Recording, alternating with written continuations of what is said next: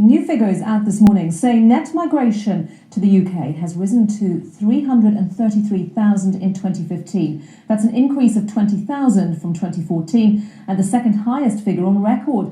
So what does this mean for the UK and how it might affect us in the future?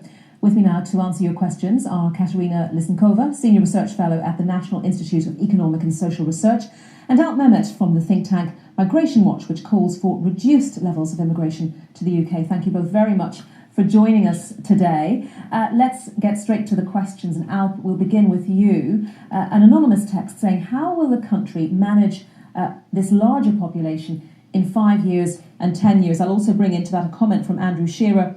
Too many. Education, health service, social services at breaking point. We need to close borders to gauge numbers. I think Andrew Shearer reflecting concerns that a lot of people have.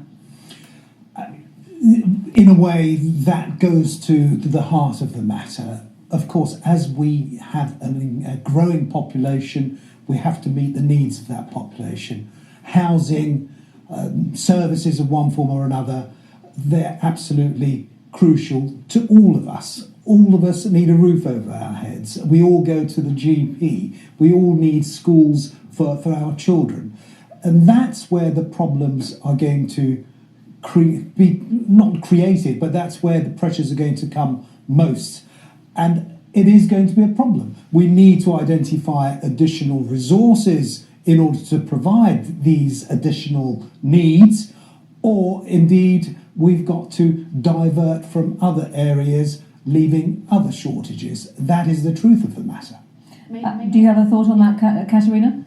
Yes, I just wanted to add that it's a little bit this, the first account sounded as if, because of talk of diverting resources from other services, as if the immigrants don't contribute. But in fact, they are contribute, and they contribute more than they get, including the services such as health and education. So in this way, they did pay for these services. If the services are not provided, this only means that they hasn't been planned. Well, can I come in on that? Okay, just before we go to the second question. Is simply wrong. It is simply wrong that all immigrants pay in more than they take out. It just doesn't happen. Some do, of course they do. But if you're coming in to get a low-level, low-paid job, frankly, you're not paying many taxes. We know that Eastern Europeans, for example, 75% of them come in to take low-paid, low-level, low-paid jobs.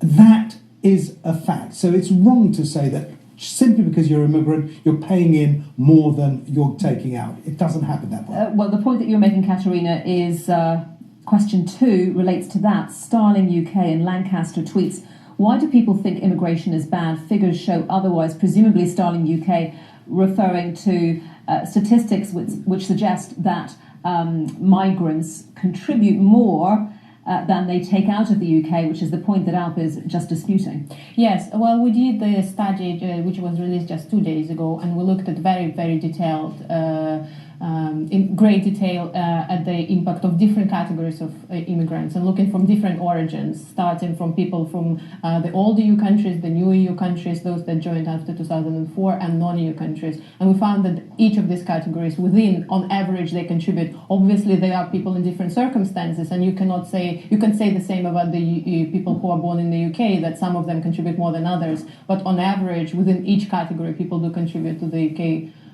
economy and to the public purse more than they take out. Alp, would you like to come back on that? Simply not so.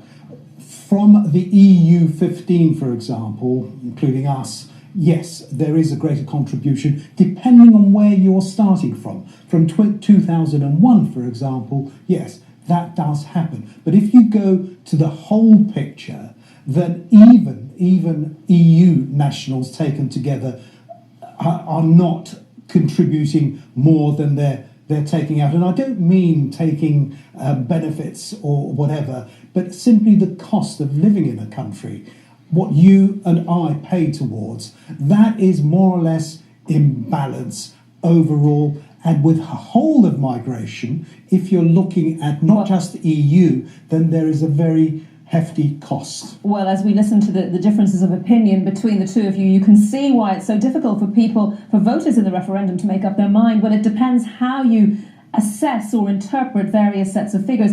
Let's move on to this anonymous text. Katerina, if we leave the UK, will it make a difference with migration? It will, most likely, although we don't know, because it's a lot of political decisions will need to be taken after the decision is taken to leave the EU. But I beg your pardon, I think I said if we leave the UK. If we leave the EU, yes, will it make a difference with migration? Yeah, if we leave the EU, most likely it will make a difference with migration, and the analysis by my colleague said that there will be impact on net migration, and we expect a reduction in net migration from EU countries, because this is the whole point of discussion of migration and the free movement of people within EU, in the context of the Brexit. And Alp, of course, the Leave campaign argues that